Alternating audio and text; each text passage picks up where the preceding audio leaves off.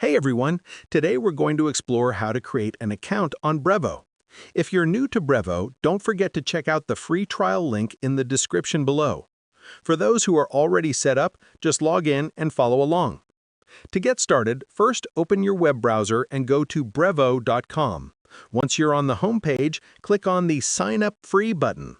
Next, enter your details including your email address, password, and your name or company name. Make sure to create a strong password and use a valid email address you'll have access to. After that, check the box to agree to Brevo's Terms of Use and Privacy Policy, then click on Create Account. Now go to your email inbox and look for a verification email from Brevo.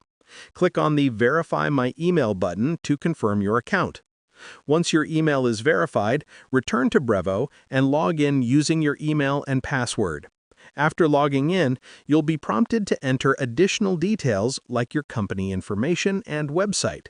You can also choose your plan at this stage. If you want to start with the free plan, just select it and continue. Now your account is ready and you can start creating email campaigns, designing templates, and adding contacts. I hope this video makes it easy for you to get started with Brevo. Thanks for watching.